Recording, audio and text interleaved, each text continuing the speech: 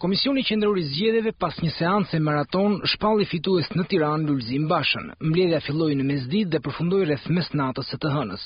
Komisioni Qendror i Zgjedhjeve miratoi fillimisht tabelat e korrigjuara të njësive bashkiake pas rivlerësimit të votave të hedhura në kutitë e gabuara.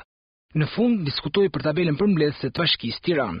Përfaqësuesi i Partisë Socialiste kujtoi se kërkesë padia që Partia Socialiste ka depozituar në Kolegjin Zgjedhor për të njëjtën çështje e pengon KQZ-n ta marrë çështjen në shqyrtim. Në vështrim të përcaktimeve të nenit 155 të kodit zgjedhor dhe të nenit 36 të kodit procedurës civile, asnjë organ tjetër nuk mund të shprehet e as të trajtojë një çështje, ndërkohë që kjo çështje është objekt i shqyrtimit gjyqësor nga ana e gjykatës dhe kolegjit zgjedhor. Kërkesa juaj është alogjike, sepse mendoni ose thoni se i keni kërkuar gjykatës që të na detyrojë të marrim një vendim të cilin ne po e marrim.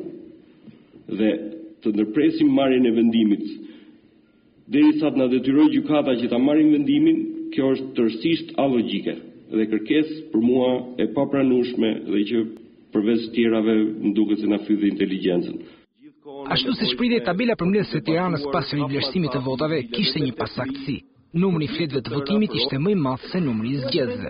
Për përfaqësuesit e Partisë Socialiste kjo është provë e manipulimit, kurse për shumicën në KQZ thjesht një mospërkim shifrash për shkak se gjatë rivlerësimit të votave nuk u hapën të 4 kutitë çdo qendre votimi. Fletët e votimit të gjetura në kuti janë 257.377, kurse votat të vlefshme plus votat pa vlefshme janë 257.615. Nga një llogaritje thjesht aritmetike janë 238 flet më shumë se sa flet që ndodhen në kuti, që do të thotë ju po nxirrni një rezultat jo në bazë të votave të cilat gjenden në kutitë e votimit, por në bazë të votave të trafikuara nga bodrumet e Komisionit Qendror të Zgjedhjeve. As nuk kemi shtue, as nuk kemi heq.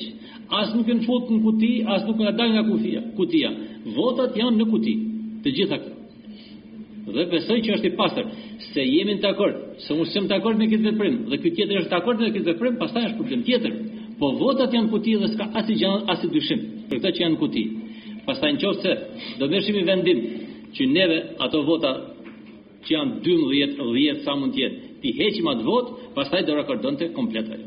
Kaq është e gjithë historia. Diskutimet e gjalla ka pasur edhe për cilësinë e vendimmarrjes. Pakica në KQZ ka vlerësuar se vendimmarrja duhet të jetë me shumicë të cilësuar prej 5 votash, kurse shumica ka vlerësuar se duke vepruar në rastin e Tiranës si një KZAZ, KQZ mund ta merrte vendimin me shumicë të thjeshtë prej 4 votash. Është dakord 4 pro kundër 2, miratohet mbyllet kjo fikër e ditës. Më herët gjatë paradites fitoria e Lulzim Bashës ishte paralajmëruar në mbledhjen e grupit parlamentar të Partisë Demokratike nga vetë kryeministri Berisha. Po gjatë paradites, Komisioni Qendror i Zgjedhjeve publikoi në faqen e internetit rezultatet paraprake jo zyrtare të datës 14 maj, që nxirrnin fitues pas numërimit të kutisë së fundit Edi Ramën me 10 vota para kandidatit Lulzim Basha. Këto rezultate ishin bllokuar nga ekranet apo faqja e KQZ-s që më datë 14 maj pas numërimit të kutisë së fundit.